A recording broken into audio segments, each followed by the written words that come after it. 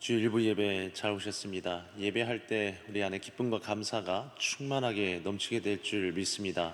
그렇게 행하실 하나님을 기대하면서 다 같이 자리에 일어나 주의 이름 높이며 나아갑니다.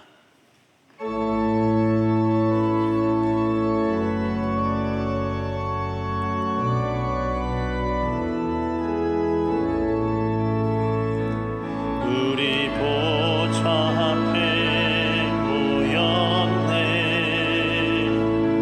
함께 주를 찬양하며 하나님의 사랑 그 아들 주셨네. 그의 피로 우리 구원받았네. 십자가에서 쏟으신 그 사랑 땅같이 온 땅에 흘러 각 나라와 족속 백성 방언에서 구원받고 주 경배드리네.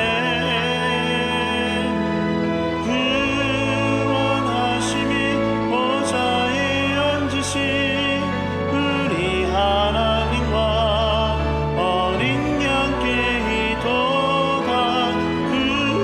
구원하심이 보좌에 앉으신 우리 하나님과 어린 양께 이도다. 구원하심이 보좌에 앉으신 우리 하나님과 어린 양께 이도다. 구원하심이 보좌에 앉으신 우리 하나님과 어린 양께 이도다. 송축해 내 영혼, 송축해 내 영혼, 내 영혼아 거룩하신 이름. 이전에 없었던 노래로 나 주님을 경배해.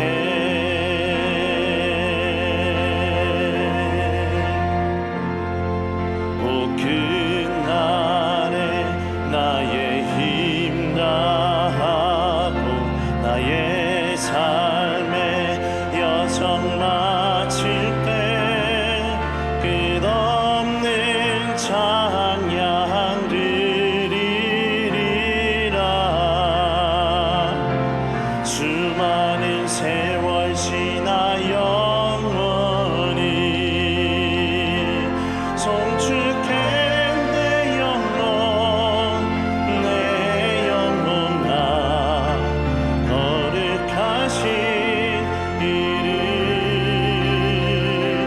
이전에 없었던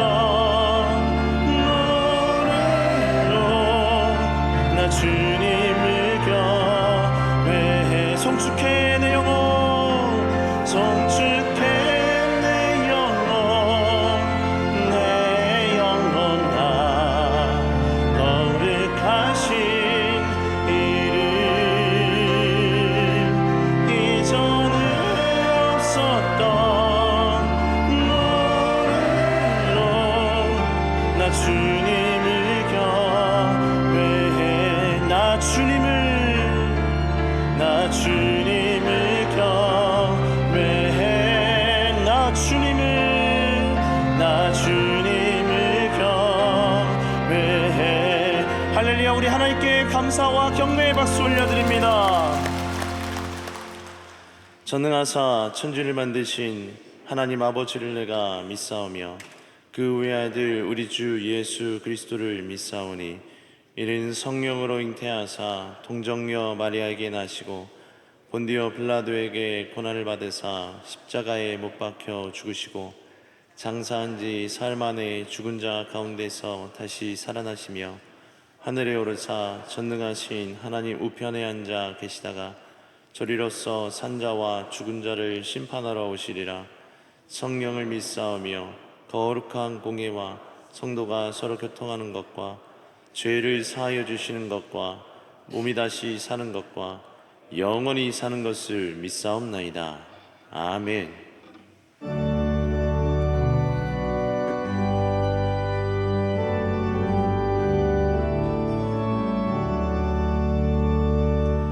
멸류관 벗어서 주 앞에 드리세.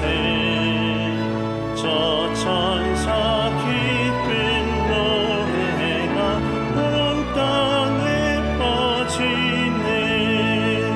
내 혼나 깨어서 주 찬송하여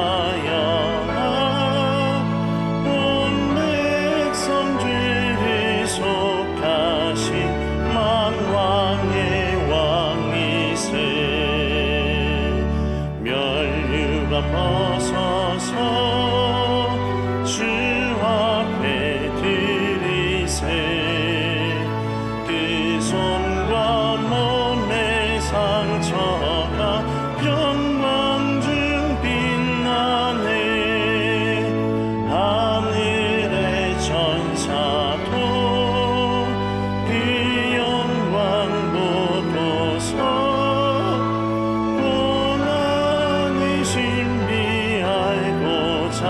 늘은 모아도다. 멸류관 벗어서 주 앞에 드리세. 온 세상 전쟁 그치고 참 평화 오겠네. 주 보좌 앞에서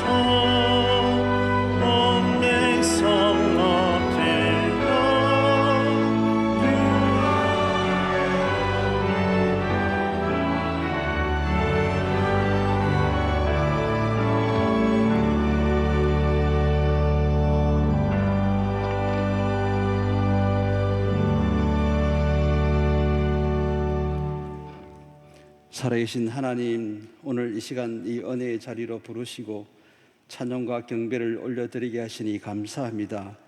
우리의 마음과 뜻과 정성을 다해 온전한 예배로 하나님께 영광 돌리는 시간 되게 하여 주옵소서.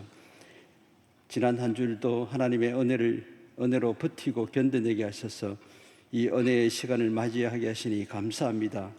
하지만 때로는 유혹의 욕심을 따라 세상을 바라보며 라오디게아 교회처럼 차지도 뜨겁지도 아니하게 살았던 우리의 연약한 모습들을 용서하여 주옵소서.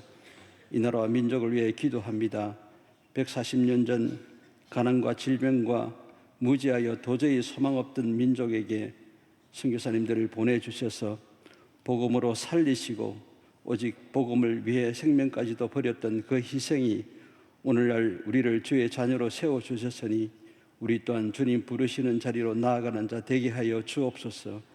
이 시간도 세계 곳곳에 이름도 빛도 없이 복음 위에 살아가는 선교사님들을 축복하시고 전하는 말씀이 떨어지는 곳마다 생명이 싹트는 역사가 있게 하여 주옵소서. 이 사회 속에 정치적, 이념적으로 갈라진 마음들을 치유하여 주시고 다가오는 대통령 선거 가운데 하나님을 두려워하는 위정자가 세워지게 하시고 하나님의 공의가 세워지는 날 되게 하셔서 미래의 소망을 세워가는 나라 되게 하여 주옵소서. 살아가는 수영역교회를 통하여 부산 복음화, 민족 복음화, 세계 복음화를 향해 나아가게 하시니 감사합니다. 50년 수많은 시간 동안 지내온 모든 역사가 하나님의 은혜였음을 고백합니다. 담임 목사님 명족관의 강건함과 늘 말씀의 지혜와 능력을 더하여 주옵소서. 6월 8일 흩어지는 예배를 통하여 우리 모두가 그리스도 안에서 진정한 연합을 이루어가며 하나님의 뜻과 계획에 따라 그 안에서 우리가 믿음의 기업이 되었으니 하나 되게 하신 십자가의 그 사랑이 풍성히 누리는 예배되게 하여 주옵소서. 행복나는 축제를 통하여 수많은 영혼들이 하나님을 알고 함께 주의 나라에 참여하는 은혜를 허락하여 주옵소서. 십자가의 그 고귀한 사랑을 알게 하시고 이제 나만을 위해 사는 삶이 아니라 이웃을 위해 함께 주님의 사랑을 실천하며 살아가는 우리 모두가 되게 하여 주옵소서. 다음 세대를 축복하시고 오늘도 주일마다 드리는 예배에 하나님의 기름 부으심이 있기를 원합니다. 학교 기도 모임을 통하여 수많은 아이들이 하나님을 만나는 계기가 되게 하시고 병들어가는 세상 유혹의 문화에서 벗어나 선한 것을 분별하며 진실하여 허물 없이 그리스도의 날까지 이르는 하나님 나라를 소망하고 꿈꾸는 거룩한 세대 되게 하여 주옵소서. 이 시간 우리의 생각과 마음을 드립니다. 성령의 조명하심으로 우리의 어두운 눈과 마음을 열어 말씀을 깨닫게 해주시고 주님의 놀라운 은혜를 볼 수 있게 하여 주옵소서. 구하고 찾고 두드리라 하셨으니 간구하는 우리의 심령 위에 성령의 기름 부으심을 허락하여 주옵소서. 오늘도 주의 말씀과 그 말씀이 창조해내는 하나님의 놀라운 계획과 행하실 일을 갈망합니다. 참되고 거룩한 말씀을 향한 순수한 열정이 우리를 사로잡게 하셔서 사명 붙들고 살아가는 자 되게 하여 주옵소서. 이 시간 선포하시는 목사님의 말씀을 통하여 우리의 연약한 육신과 마음이 회복되는 은혜를 주시길 원합니다. 희미해졌던 우리의 모든 소망이 말씀으로 다시 선명하게 보이게 하시고 내 안에 병들었던 자아가 살아나는 시간 되게 하여 주옵소서. 찬양대의 찬양과 우리 모두의 경배를 온 마음을 다하여 주님께 올려드립니다. 이 시간 오직 하나님께만 영광 되게 하여 주옵소서. 감사드리며 우리를 구원하신 예수님의 이름으로 기도합니다. 아멘.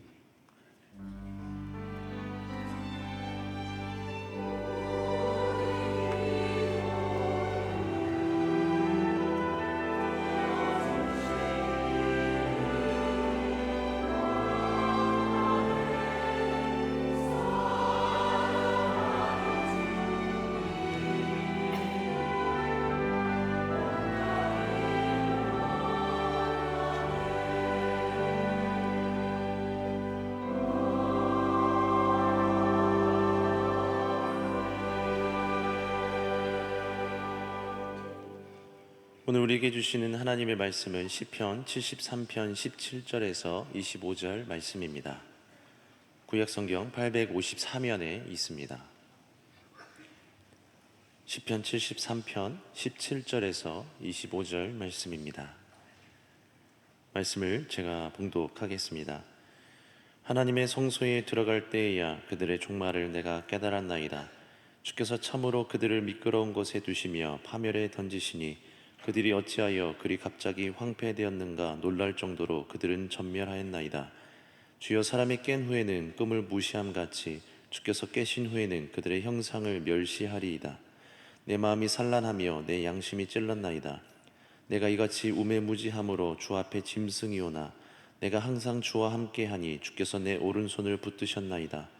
주의 교훈으로 나를 인도하시고 후에는 영광으로 나를 영접하시리니 하늘에서는 주 외에 누가 내게 있으리요 땅에서는 주밖에 내가 사모할 리 없나이다. 아멘.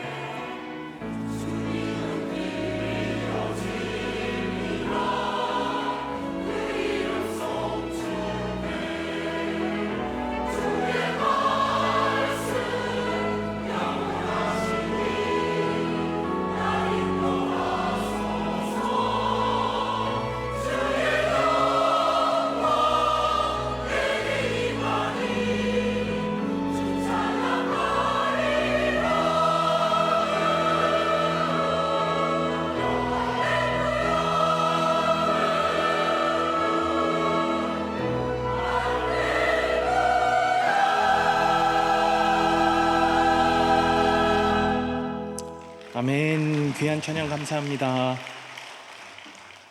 교회 소식 전해드리겠습니다. 행복나눔 축제 초청 주간을 보내고 있습니다. 오늘부터 다음 주일까지인데 특별히 5월 28일 수요 1, 2부 예배 시에 너는 꽃이야 라는 주제로 행복나눔 축제 귀한 예배가 있습니다. 우리 작정하신 전도 대상자들 많이 초청해 주시면 감사하겠습니다. 6월 8일 주일에는 설립 50주년을 맞아 국내외 교회로 흩어지는 예배를 하게 됩니다. 1, 2층 로비에 비치되어 있는 흩어지는 예배 헌금 봉투와 브로셔를 참조해 주시기 바랍니다. 50주년 기념 설립 감사 예배가 6월 1일 주일 저녁 6시 30분에 여기 은혜홀에서 있습니다. 주보 8면을 참조해 주시면 50주년을 기념하여 어떤 행사들이 있는지 잘 살펴보실 수 있습니다. 6월 4일 수요 예배의 2부 예배 시에 임직 및 은퇴식이 있습니다. 많은 축하와 격려 부탁드리겠습니다. 학습 세례 신청 받고 있습니다.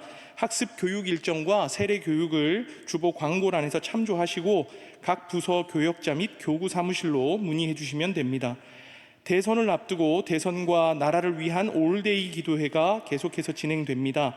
구시 기도회 등에서 여러 가지 제목으로 기도하고 있으니까 나라를 위한 기도회에 다 같이 동참해 주시기 바랍니다. 오늘 이 예배에 세 가족이 오셨습니다. 한 분 오셨는데요. 잠시 일어나 주시면 우리가 같이 환영하고 축복하도록 하겠습니다. 우리 함께 환영의 축하의 박수 치도록 하겠습니다. 잘 오셨습니다. 정착하실 수 있도록 교회에서 잘 섬기도록 하겠습니다. 감사합니다. 우리가 잘 쓰는 표현 중에 하나님 살아계십니다 라는 표현이 있습니다. 기도할 때에도 살아계신 하나님이라고 시작을 하고 실제로 많은 크리스천들이 살아계신 하나님을 믿으면서 신앙생활을 합니다. 하나님 살아계십니다 라는 이 말의 의미는 하나님의 통치권을 인정하고 있다는 의미일 것입니다.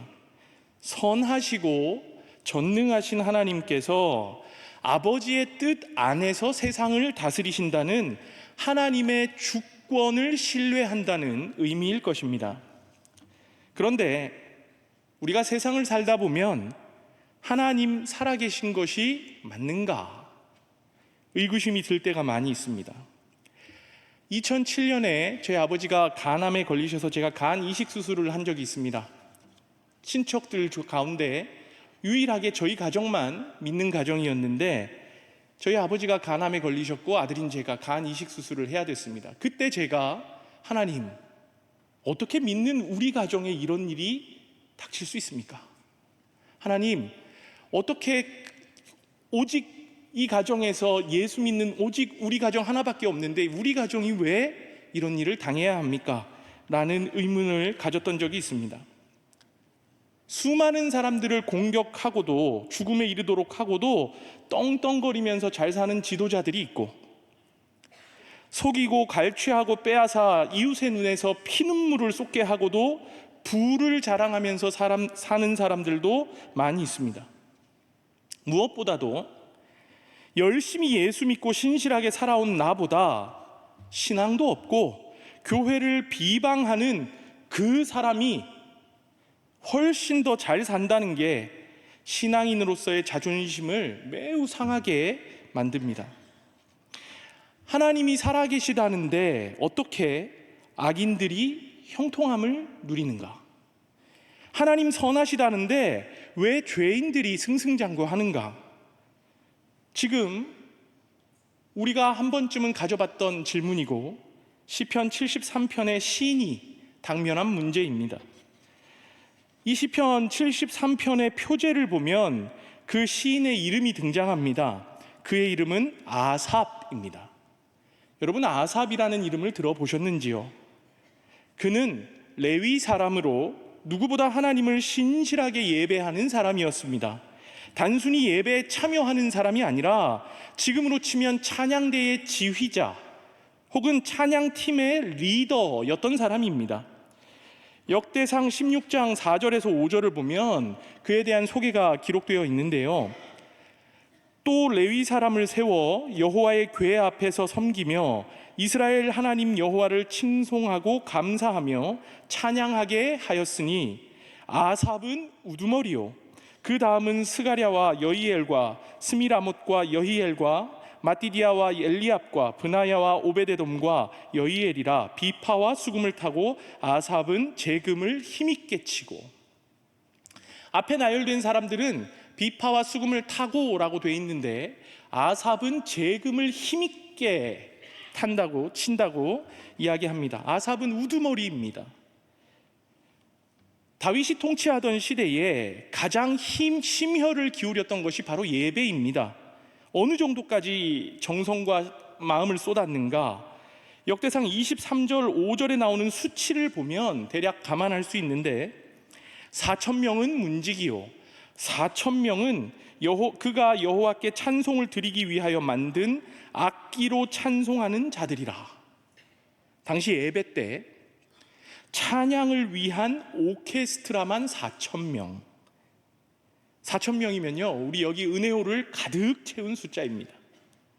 단지 악기 다루는 사람만 이 은혜호를 가득 채운 숫자 정도를 모을 만큼 그 정도로 웅장하게 정성을 다해서 예배를 드렸던 시대입니다. 그 찬양대의 우두머리가 바로 아삽이었던 것이죠. 역대상 25절 2절에 보면 그의 아들들도 다 찬양대의 각 파트의 리더로 섬기고 있고, 나중에 에스라, 느헤미야서에서도 보면 예배 때마다 100명이 넘는 아삽의 자손들이 나와서 노래를 불렀다는 기록이 있는 것으로 보아 아삽은 찬양으로 명문가를 만든 모두가 인정하는 예배 인도자요, 연주자요, 찬양을 만드는 사람이었습니다. 당연히 하나님과의 어떤 관계나 친밀도가 남달랐을 것입니다. 당시 하나님께서 바로바로 반응하실 때가 많았잖아요. 언약궤를 손으로 잡았다가 목숨을 잃었던 우사 사건에서도 알 수 있고, 또 사도행전 초대교회에서 교회의 질서를 어지럽히다가 바로 죽임당했던 아나니아 삽비라 사건만 보더라도 하나님이 개입하시고 반응하시는 것이 분명 지금보다 훨씬 더 긴박하게 이루어졌습니다. 그렇다 보니까 성경시대의 예배는 요즘 우리 예배와는 비교도 안 될 만큼 매우 진중했을 것이고, 긴장감 속에 무게감 있게 드려졌을 것입니다. 그런 시대의 예배 인도자였으니 아삽이 얼마나 경건했겠습니까? 그런 아삽인데, 그 정도의 신앙의 사람인데 세상 돌아가는 것을 보고 시험에 든 것입니다. 그가 제기한 문제가 뭐였는지 1절에서 3절을 보면서 살펴보겠습니다. 하나님이 참으로 이스라엘 중 마음이 정결한 자에게 선을 행하시나 나는 거의 넘어질 뻔하였고 나의 걸음이 미끄러질 뻔하였으니 이는 내가 악인의 형통함을 보고 오만한 자를 질투하였음이로다. 먼저 아삽은 하나님에 대한 믿음이 있었습니다. 1절에 보시면 하나님이 참으로 이스라엘 중 마음이 정결한 자에게 선을 행하시나, 그가 믿는 하나님은 정결한 자에게 선을 행하시는 하나님이십니다. 틀리지 않습니다. 그는 하나님을 정확하게 이해하고 있습니다. 하나님은 늘 성경에서 정결한 자, 바르게 사는 자, 하나님께 순종하는 자, 올바른 믿음을 가지고 있는 자에게 복을 주시겠다고 약속하신 분이십니다. 그런데 바로 이어지는 2절 3절에서 아삽이 고백하는 바 거의 넘어질 뻔했대요. 또 걸음이 미끄러질 뻔했대요. 이유는 내가 악인의 형통함을 보고 오만한 자를 질투하였음이로다. 하나님, 저는 하나님께서 정결한 자에게 선을 행하시는 분이라고 믿고 있었는데 지금 제 눈에 보이는 악인의 형통함과 저 교만한 자의 성공이 맞습니까? 그게 하나님의 뜻입니까? 시인에게 지금 큰 시험이 왔습니다. 신실한 예배자요, 신앙의 사람이었지만 어느 순간 아삽도 그들의 삶을 보면서 부러워하고 있었던 거예요. 대체 악인들이 누리던 형통함이 어떤 것들이었길래 이처럼 신실했던 아삽조차 시험에 들었는가? 4절에서 5절을 보시면 그들은 죽을 때에도 고통이 없고 그 힘이 강건하며 사람들이 당하는 고난이 그들에게는 없고 사람들이 당하는 재앙도 그들에게는 없나니. 죄를 지으면서 살아도 어떤 징계도 없고 죽을 때마저도 아주 평온하게, 힘도 강건해서 어떤 일을 하든지 힘차게 다 이루어내는, 인생에서 고통과 고난과 재앙이 없으니까 뭐든지 너무나도 좋아 보이는 삶을 살고 있었습니다. 실제로 이런 인생들이 있다면 누구나 다 부러워하겠지요. 문제는 그렇게 부러워할 만한 인생을 사는 사람들이 악인들이라는 것입니다. 이 정도로 삶이 잘 풀리고 좋았다면 좀 겸손해주면 좋겠는데 그들의 태도가 그렇지 못했던 것 같아요. 6절에서 9절을 한 절씩 살펴보면요, 그러므로 교만이 그들의 목걸이요 강포가 그들의 옷이며. 강포는 고압적인 태도와 폭력적인 성향을 말합니다. 그게 옷처럼 몸에 배었대요. 7절에 살찜으로 그들의 눈이 솟아나며 그들의 소득은 마음의 소원보다 많으며. 이 사람의 소원이 끝이 없는데 자신이 생각하고 원하던 것보다 훨씬 더 많은 소득을 얻었다고 합니다. 세상이 얼마나 쉬웠겠어요. 또 8절에 보시면 그들은 능욕하며 악하게 말하며 높은 데서 거만하게 말하며. 그들은 말도 악하게 말하고 아주 거만하게 말합니다. 원어로 보면 여기서 말하다는 동사가 미완료예요. 미완료. 완료됨 없이 계속되는 동작을 의미하는데 악하고 교만한 말들을 끊임없이 뱉어내는 그런 행위를 알려주는 것입니다. 너는 그래서는 성공 못한다. 예수 첫날 믿어봐라. 밥이 나오나 떡이 나오나 이렇게 살아야 되고 저렇게 살아야 되고, 거만한 말들을 계속해서 쏟아내는 것이죠. 마지막으로 9절, 그들의 입은 하늘에 두고 그들의 혀는 땅에 두루 다니는도다. 하늘과 땅, 천지에 두려운 것이 없는 사람들입니다. 굉장히 안하무인 인사불성의 태도입니다. 이런 악인들의 형통한 상황과 안하무인격의 그들의 태도에 아삽을 비롯하여 성실하게 정결하게 살려던 많은 믿음의 사람들이 크게 시험에 들었습니다. 10절에서 13절을 살펴봅니다. 그러므로 그의 백성이 이리로 들어와서 잔에 가득한 물을 다 마시며 말하기를 하나님이 어찌 알랴 지존자에게 지식이 있으랴 하는도다. 볼지어다 이들은 악인들이라도 항상 평안하고 재물은 더욱 불어나도다. 내가 내 마음을 깨끗하게 하며 내 손을 씻어 무죄하다 한 것이 실로 헛되도다. 하나님의 백성들이 악한 자들이 쏟아내는 말과 생각을 마치 물을 들이키듯이 다 흡수합니다. 그것들이 그들에게 다 전달이 됩니다. 저렇게 살아도 잘 살기만 하네. 하나님도 별 수 없다. 이 정도면 모르시는 거다. 하나님이 어찌 알랴 지존자에게 지식이 있으랴. 나 나름대로 몸도 마음도 정결하게 하고 죄에 안 짓고 살려고 애썼는데 다 헛된 것이었다. 하나님, 저뿐만 아니라 모두가 이렇게 시험에 들었습니다. 아삽이 지금 하나님께 따지듯이 고발하고 있습니다. 14절부터 16절을 보면요, 나는 종일 재난을 당하며 아침마다 징벌을 받았도다. 내가 만일 스스로 이르기를 내가 그들처럼 말하리라 하였더라면 나는 주의 아들들의 세대에 대하여 악행을 행하였으리이다. 내가 어쩌면 이를 알까 하여 생각한즉 그것이 내게 심한 고통이 되었더니. 시인이 내가 하나님을 신뢰하며 믿음 때문에 손해보고 산 것이 되려 나에게 재난처럼 징벌처럼 느껴진다고 말하는 거예요. 나도 똑같이 살아야 좋았을까? 똑같이 악을 저지르면서 살아야 했는가? 그리스도인으로서 그게 맞나? 오만 가지 생각과 이 가치 충돌로 인해서 큰 고통이 되고 있다고 호소합니다. 사랑하는 여러분, 지금 1절부터 16절까지 우리가 그냥 쭉 읽으면서 시인의 이 이야기를 들어왔습니다.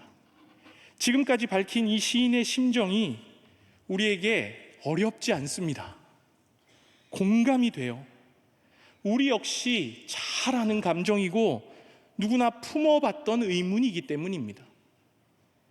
영화나 드라마를 보면 권선징악, 사필귀정의 스토리가 인기가 많은데 우리가 사는 이 현실 세계는 오히려 악인들이 더 오래 살고 오만한 자들의 재산이 더 불어나 있고 안 믿는 사람들의 승진이 더 빠르고 진짜 별로인 그 집 애들은 다 대학도 잘 가는 거예요. 이 신앙과 현실 사이의 모순이 신앙인으로서의 우리의 자존심을 무너뜨리고 성도로서의 우리의 자존감을 마구 깎아버립니다. 이 문제를 어떻게 해결할 수 있을까요? 아삽은 이 문제를 어떻게 풀었을까요? 오늘 본문에서 아삽의 케이스를 통해서 함께 살펴보려고 합니다. 17절부터 아삽의 이 심경에 놀라운 반전이 일어납니다. 마치 이 렌즈를 바꿔 낀 것처럼 아삽의 생각에 큰 변화가 일어나면서 회복하는 장면인데, 아삽이 예배의 자리에서 하나님을 만나고 문제가 해결됩니다. 17절에서 19절까지 보시면 하나님의 성소에 들어갈 때에야 그들의 종말을 내가 깨달았나이다.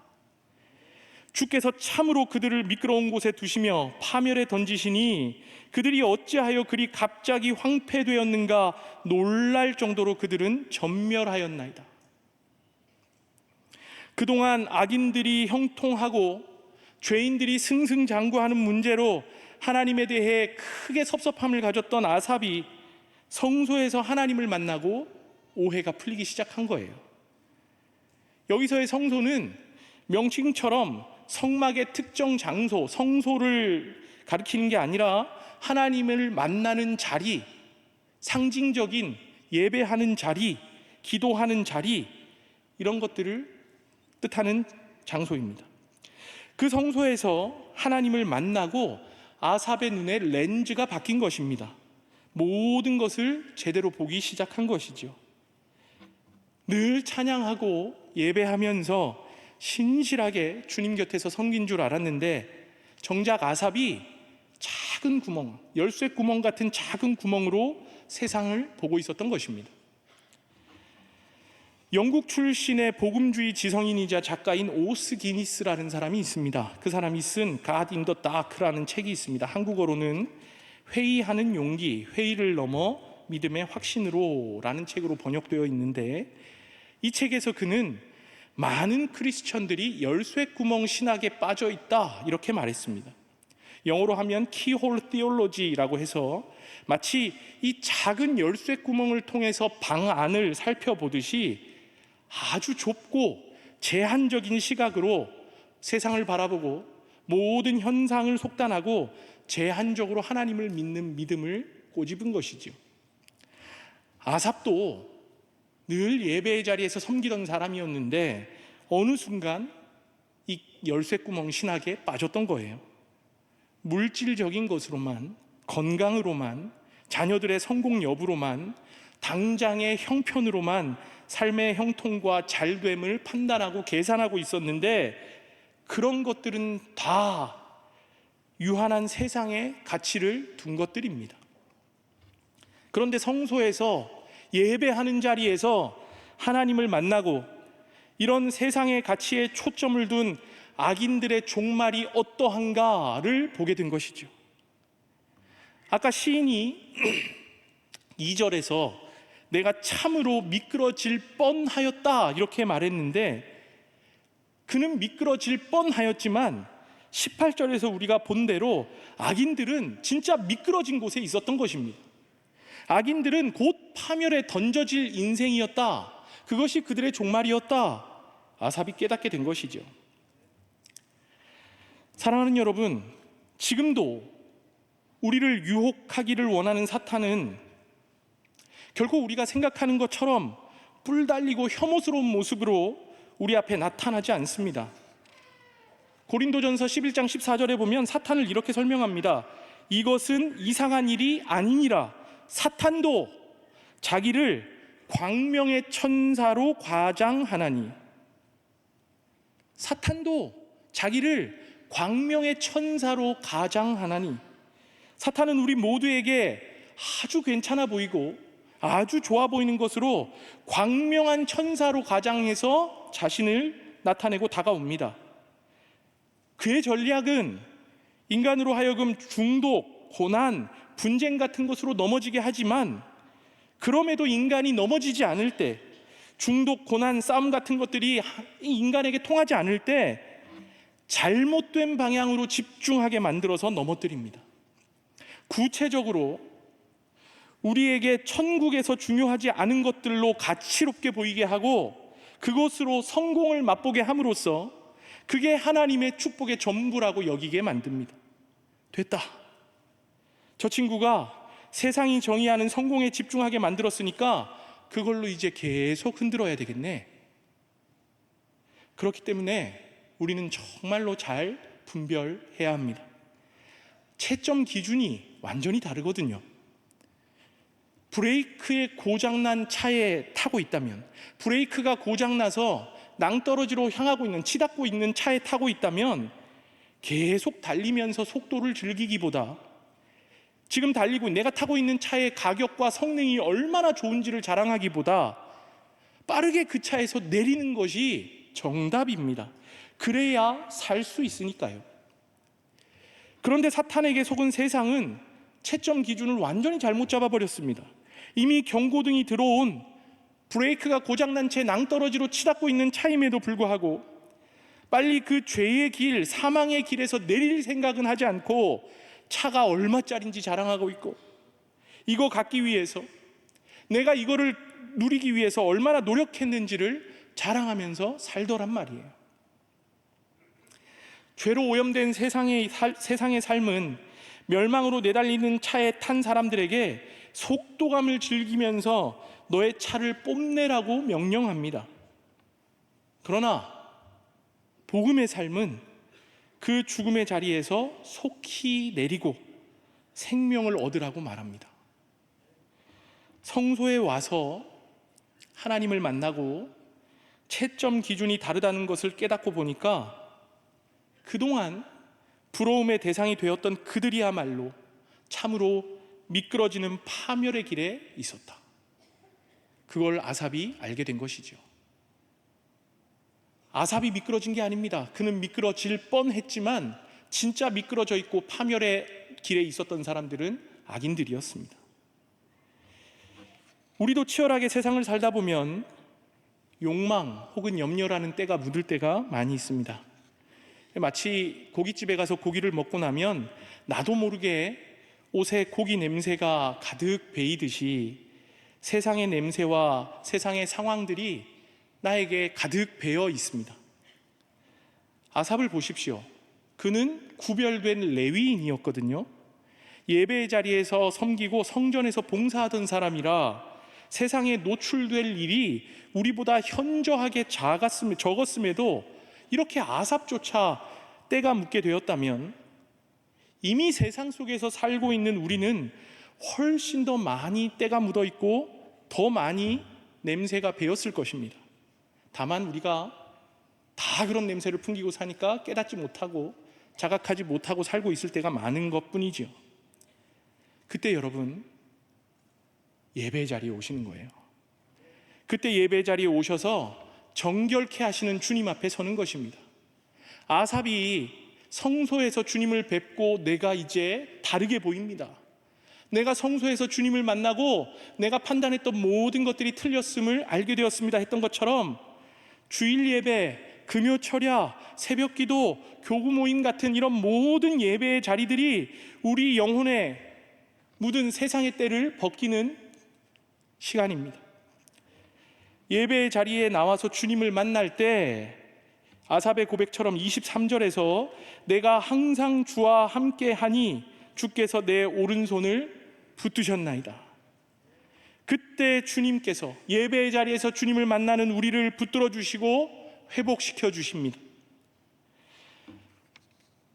늘 예배의 자리에 앉아있지만 중요한 것은 은혜를 사모하면서 앉아있는 것입니다. 아삽도 늘 예배의 자리에 앉아있던 사람이었는데 뭐가 달랐을까요? 은혜를 사모하며 하나님의 임재를 갈망하며 예배의 자리에 앉아있을 때 하나님께서 만나 주신 것입니다. 여러분도 그런 경험이 있으십니까? 늘 평소에도 즐겨 부르던 찬양인데 그날따라 가슴을 치는 거예요. 목사님 말씀 한 구절에 맞아, 내가 이렇게 살아서는 안 되지, 정신이 번쩍 드는 거예요. 기도할 때 하나님, 이런 저를 불쌍히 여겨주십시오. 눈물이 막 흐르는 거죠. 그랬던 것처럼 예배 자리에 나와서 하나님의 은혜를 갈망하고 그분의 임재를 구하면서 하나님을 만날 때 우리 영혼의 때가 벗겨집니다. 찬양을 부르고 말씀 앞에서, 기도 속에서 부정이 정결을 입고 세속이 거룩을 입는 시간이 우리의 예배입니다. 성소에 나오셔야 비로소 깨닫게 되는 것이죠. 예배는 선택이 아닙니다. 우리의 영혼을 가꾸는 시간이고 살아계신 하나님을 만나 우리의 영혼이 치료받고 회복되는 시간입니다. 사랑하는 여러분, 예배의 자리에서 늘 하나님을 갈망하시기를 바랍니다. 이 예배의 자리에서 영혼의 때가 벗겨지고 우리가 다시금 회복되고 일어서는 역사가 있기를 바랍니다. 이렇게 예배의 자리에서 하나님을 만나면 하나님을 향한 온전한 신뢰가 자리 잡게 됩니다. 우리가 악인의 형통을 볼 때 속이 상하는 이유가 뭡니까? 주님, 제가 저 사람보다 나은데, 저는 믿는 사람이고, 저는 기도했고, 저는 열심히 섬겼고, 저는 이렇게 착하게 살았는데 저 사람보다 훨씬 나은 제가 이런 일을 왜 겪어야 합니까? 라는 질문이 생기기 때문에 우리가 예배의 자리에서 마음이 상하는 거예요. 아삽의 고백처럼 하나님이 참으로 이스라엘 중 마음이 정결한 자에게 선을 행하시는 분이라는 고백이 우리에게도 있으니까 신앙이 있는 나 정도면 마땅히 이런 일이 없어야 하고, 나는 믿음이 있으니까 안 믿는 자들보다 형통해야 된다는 생각을 하는데 그렇지 못하니까 우리가 섭섭함을 느끼고 속이 상하는 것이죠. 왜 믿는 사람에게 안 좋은 일이 생기는가? 왜 열심히 신앙생활을 함에도 어려운 고통 가운데 노출되어야 하는가? 결론부터 말씀드리면 구체적인 이유를 알 수 없습니다. 하나님의 크신 계획 가운데 그 순간을 사용하시기 위해서, 우리를 가르쳐 주시기 위해서 주시는 것일 수도 있고, 또 하나님의 어떤 일을 이루시기 위해서, 혹은 하나님 앞에서 잘 살지 못하고 있는 우리를 잠시 회초리 되시기 위해서 주시는 시간일 수도 있습니다. 구체적인 이유는 알 수 없습니다. 하나님의 계획과 뜻이 어디에 있는지 우리가 다 알 수 없기에 그런 고난이 오면 믿는 우리는 하나님의 성품에 기대어 견디고 통과하는 거지, 구체적으로 나에게 왜 이런 고난이 오게 되었는지 우리는 다 알지 못합니다. 그러나 한 가지 말할 수 있는 것은, 하나님을 떠나 타락하고 오염된 세상은, 죄로 오염되고 타락한 세상은 곳곳이 고난과 힘듦의 연속이라는 것입니다. 지금 우리가 사는 세상은 망가졌습니다. 고장났습니다. 인간이 하나님과의 관계를 끊어버린 결과이지요. 하나님으로부터 공급되던 생명이 끊기고 죽음이 채우기 시작한 거예요. 하나님으로부터 공급되던 선이 끊기고 악이 득세하게 된 것입니다. 이런 죽음과 악으로 가득한 세상에서 우리가 발붙이면서 거기에 섞여서 살고 있기 때문에 그리스도인이라 할지라도 고난 가운데 노출되고 열심히 예배하고 믿음 생활하며 살지만 죽음과 악한 일들에 우리가 마주하게 될 수밖에 없습니다. 인간의 몸으로 이 땅에 오신 예수님조차도 고난 속에서 십자가의 길을 가셔야 했던 그런 세상입니다. 그런데 우리가 마치 우리의 신앙을 보험에 든 것처럼, 저는 믿는 사람이고, 저는 기도했고, 저는 섬겼고, 저는 착하게 살았는데 저보다 훨씬 더 못한, 안 믿는 저 사람이 저보다 훨씬 더 잘 사는 것이 맞습니까? 라는 생각을 한다는 거죠. 악이 해석되지 않는 것은 내가 선이기 때문입니다. 그러나 이 땅에서 우리가 주장할 수 있는 것은 아무것도 없습니다. 심지어 우리의 구원조차 자격 없는 우리에게 베풀어 주신 하나님의 전적인 은혜이지 나의 공로가 아닙니다. 그걸 깨달은 아삽이 고백하는 거예요. 하늘에 닿아도 주님밖에 없고 땅 위에 놓여도 주님밖에 없습니다. 24절에서 26절 그의 고백을 같이 보겠습니다. 주의 교훈으로 나를 인도하시고 후에는 영광으로 나를 영접하시리니 하늘에서는 주 외에 누가 내게 있으리요 땅에서는 주밖에 내가 사모할 리 없나이다. 내 육체와 마음은 쇠약하나 하나님은 내 마음의 반석이시요 영원한 분기시시라. 그리스도인은 그리하셔도 주님밖에, 그리 아니하실지라도 주님밖에, 고난 앞에서도 주와 함께, 형통 앞에서도 주로 인해 사는 사람들입니다. 아삽이 그 하나님의 주권과 하나님의 존재를 온전하게 신뢰하게 되므로 하늘에서는 주 외에 누가 내게 있으리요 땅에서는 주밖에 내가 사모할 리 없나이다 라는 고백을 하는 것입니다. 하나님이 우리의 마음의 반석이래요. 세상의 풍파에 흔들리던 우리의 마음을 굳건하게 붙들어주는 반석이 되십니다. 그리고 우리의 영원한 분깃이 되십니다. 분깃은 우리의 몫입니다. 하나님이 우리에게 나누어 주시는 은혜의 몫들이 다 각자 있을진데 그거 붙들고 하나님에 대한 신뢰를 가져가는 것이죠. 사랑하는 여러분, 세상이 말하는 진짜 형통이 무엇입니까? 성경이 말하는 진짜 형통은 무엇입니까? 분명히 차이가 있습니다. 예수님을 바라보시면 답이 나오지요. 주님은 세상의 형통을 거부하셨습니다. 돌이 떡이 될 때 세상에서는 형통이라고 말합니다. 뛰어내려도 털끝 하나 다치지 않았을 때 천사들이 내려와서 다 보호해주고 붙들어주는 것이 세상이 말하는 형통입니다. 세상 모든 부귀 영화를 소유하고 누리는 것이 세상 모두가 바라는 형통이지만 예수님은 이런 세상의 형통을 거부하셨습니다. 성경이 말하는 진짜 형통은 시편 1편이 말하는 복 있는 사람의 자리입니다. 시편 전체 150편의 로드맵이 되는 것이 시편 1편입니다.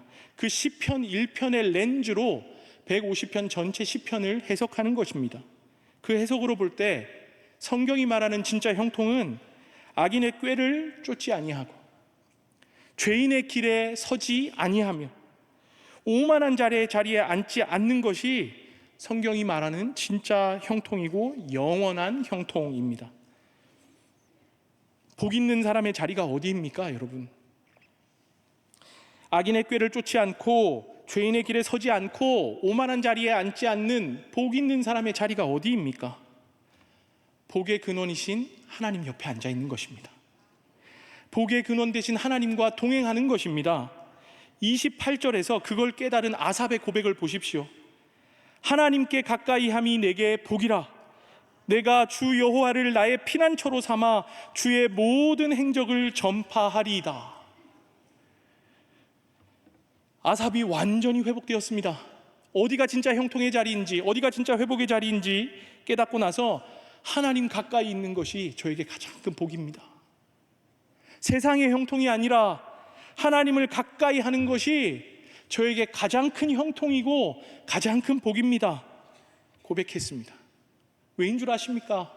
세상의 나라는 점점 쇠락해 가지만 그분의 나라는 이미 회복되었고 완성될 것이기 때문입니다. 인간이 하나님을 거부하고 하나님을 떠나서 이 세상을 생명이 아닌 죽음으로, 선이 아닌 악으로 가득한 그런 나라로 이 세상을 만들었지만 하나님께서 예수님을 보내시고 그분의 나라를 회복시키셨습니다. 그리고 그 나라는 곧 완성될 것입니다.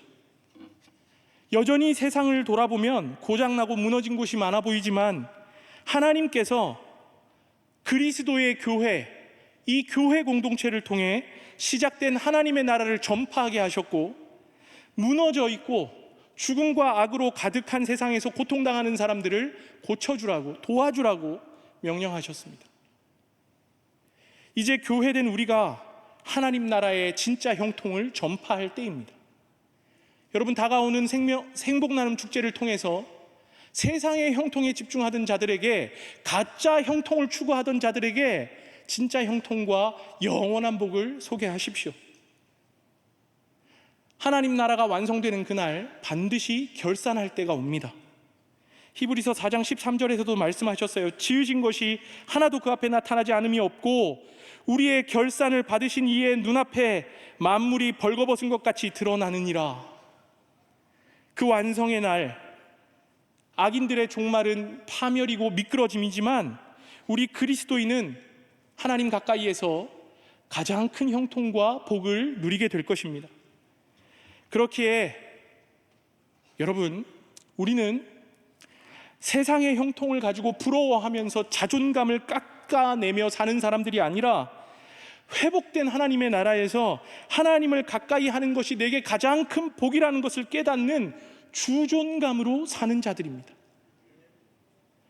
세상은 너에게 너의 가치를 증명하라, 네가 얼마나 가치로운 존재고 네가 얼마나 대단한 사람인지 증명하라 말하지만 하나님은 우리에게 너는 이미 증명되었다라고 말씀하십니다. 그분의 아들, 하나밖에 없는 아들을 내어주실 만큼 우리는 가치로운 존재고 우리는 형통한 존재고 우리는 복받은 존재입니다. 그 주존감으로 사시는 여러분 되시기를 바랍니다. 하나님은 여전히 선하시고 의로우시며 지금도 살아계십니다. 하나님은 언제나 하나님이십니다. 그것이 우리의 소망의 근거입니다. 오늘도 그 소망의 근거이신 하나님으로, 하나님 주시는 가치로, 그 주존감으로 살아내시는 여러분 되시기를 간절히 소망합니다. 기도하겠습니다. 하나님 아버지, 감사합니다. 오늘도 말씀을 통해 우리의 생각과 시선을 돌려주시니 감사합니다. 평생을 하나님 가까이에서 가장 큰 형통과 복을 누리며 사는 모두가 되게 하여 주시옵소서. 감사드리며 예수님의 이름으로 기도드립니다. 아멘.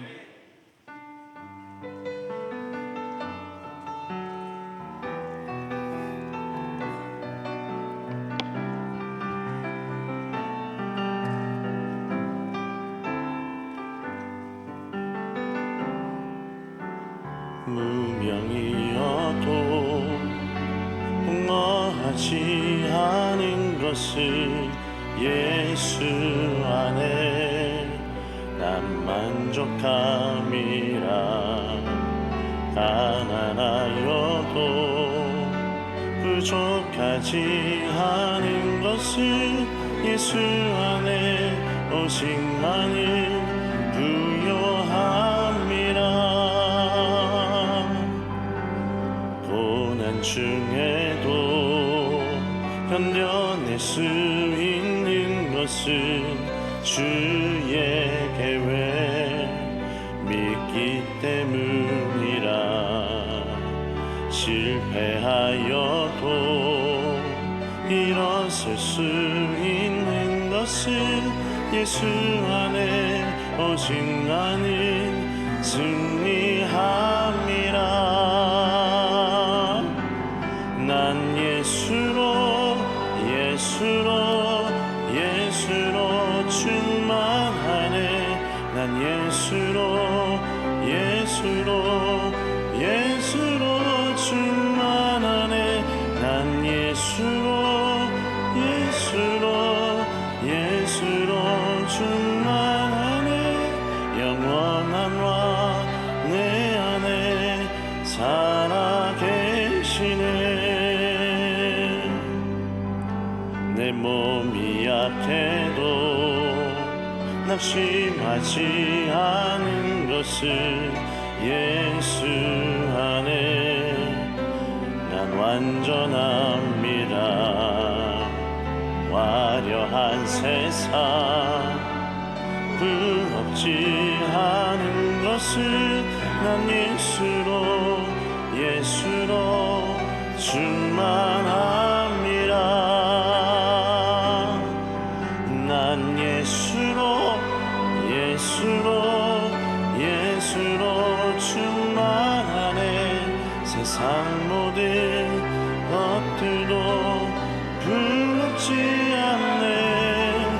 난 예수로 충만하네. 영원한 왕 내 안에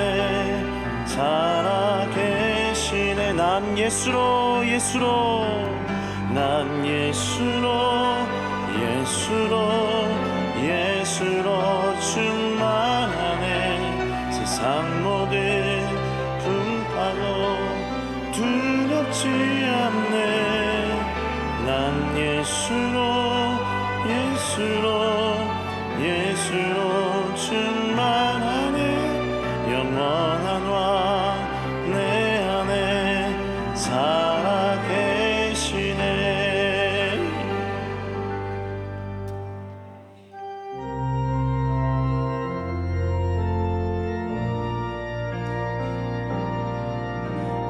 여호와는 너에게 복을 주시기를 원하며 너를 지키시기를 원하시며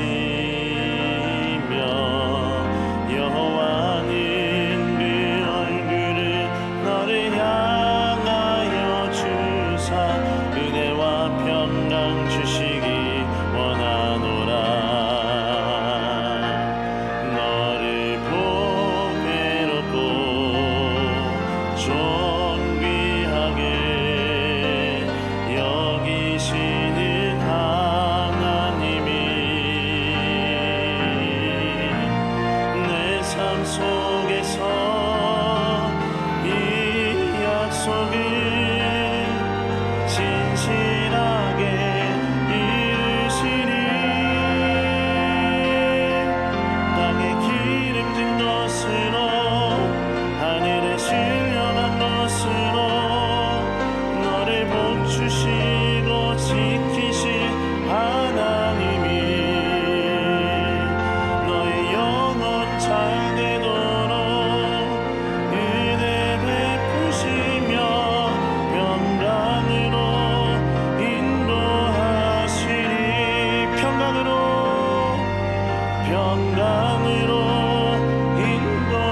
인도하시리. 평강으로 인도하시니. 다 같이 자리에 일어나셔서 성령의 새바람 성령의 새바람 이 땅에 불어오소서. 주의 영그 생기로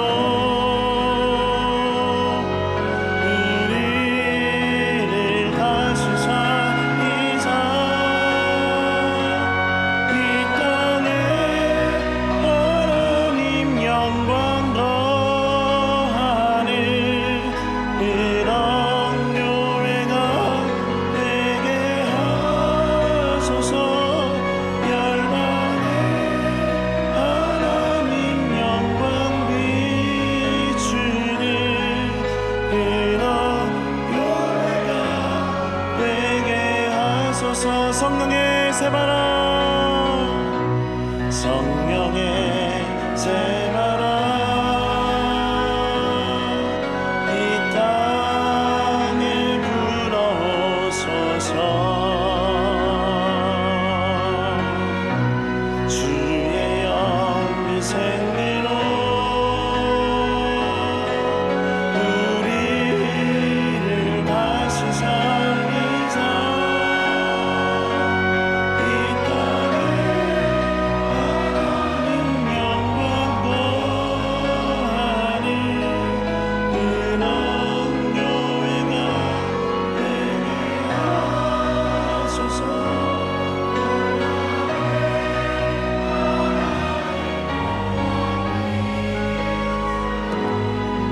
그런 교회가 되게 하소서. 살아계신 하나님 아버지, 감사합니다. 오늘도 우리를 이 예배의 자리에 부르시고 하나님을 만나고 바라보게 하시니 감사합니다. 하나님, 이 한 주간의 삶도 하나님께 맡겨드립니다. 하나님이 우리와 동행하여 주시고 매 순간 지켜 주시옵소서.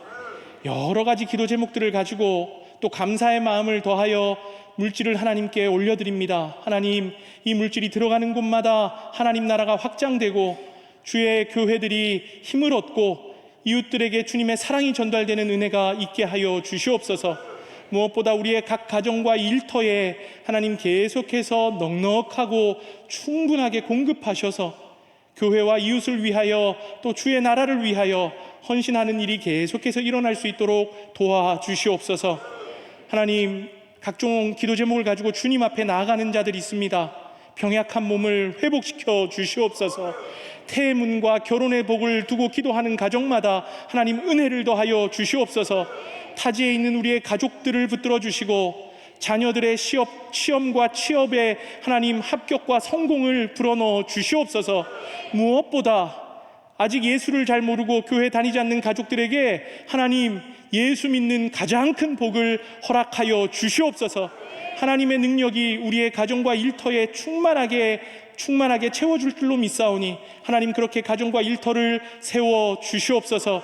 하나님, 행복 나눔 축제를 앞두고 있습니다. 하나님, 전도 대상자들을 품고 있는 그 기도를 들어주셔서 하나님, 구원받을 백성들이 날로 많아지게 하시고 그날 복음을 듣고 하나님께로 삶의 방향을 돌이키는 자들이 많아지게 하여 주시옵소서. 3대 담임 목사님을 두고 기도합니다. 신실한 분을 보내주시고 이 교회와 함께 하나님의 말씀을 잘 전달하고 주님의 명령에 순복하여 주님의 교회로 이끌어가고 만들어갈 귀한 목회자를 보내주시옵소서. 하나님, 그렇게 우리 수영로 교회가 지금 50년뿐만 아니라 앞으로의 100년도 주님께 사랑받고 쓰임받는 교회 되게 하여 주시옵소서. 이 예배에서 받은 은혜들과 이 말씀들을 가지고 한 주간 너끈히 이겨내는 삶을 살게 하시고 유혹과 시험과 선택의 갈림길에서 복음의 편에 서게 하여 주시옵소서. 하나님의 은혜로 우리의 삶이 계속해서 흥왕하고 충만함을 감사드리며 이 모든 간구 살아계신 예수님의 이름으로 기도드립니다. 아멘. 주 예수 그리스도의 은혜와 하나님의 사랑과 성령의 교통하심이 신실하신 하나님, 살아계신 하나님을 믿고 그분을 신뢰함으로 하나님 곁에서 가장 큰 복을 받아 누리기로 작정하는 모든 우리 수영로의 가족들과 열방에 있는 선교지와 우리와 함께하는 모든 전도 대상자들 위에 이제로부터 영원토록 함께 있을지어다. 아멘.